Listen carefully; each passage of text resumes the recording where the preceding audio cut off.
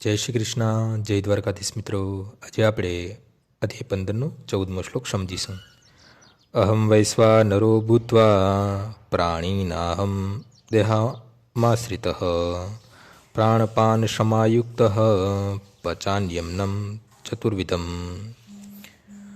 હું જીવમાત્રના શરીરમાં જઠરાગ્નિ વૈશ્વાનર છું અને હું શ્વાસ પ્રશ્વાસમાં રહીને 4 પ્રકારના અન્નનું પાચન કરું છું. આયુર્વેદિક શાસ્ત્ર અનુસાર જઠરમાં અગ્નિ હોય છે કે જે ત્યાં પહોંચેલો અન્નને પચાવે છે. આ અગ્નિ જ્યારે પ્રજ્વલિત હોતો નથી ત્યારે ભૂખ લાગતી નથી, અને જ્યારે આ અગ્નિ બરાબર હોય છે ત્યારે ભૂખ લાગે છે. કોઈ સમયે જો અગ્નિ બંધ થઈ જાય તો તેનો ઇલાજ કરવાની જરૂર રહે છે. જે હોય તે, પણ આ અગ્નિ ભગવાનની પ્રતિનિધિ છે. વૈદિક મિત્રો, બૃહદકરણ ઉપનિષદમાં પણ સમર્થે છે કે પરમેશ્વર અથવા બ્રહ્મ અગ્નિરૂપે અમાશય હોજરીની અંદર સ્થિત છે અને સર્વ પ્રકારના અન્નને પચાવે છે.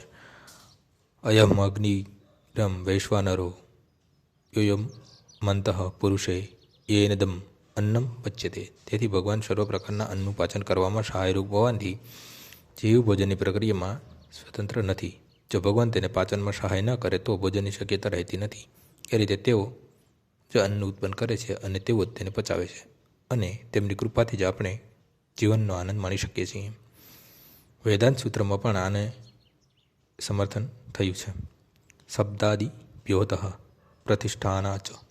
ભગવાન શબ્દમાં, શરીરમાં, વાયુમાં તથા અમાશયમાં પણ શક્તિ રૂપે ઉપસ્થિત છે.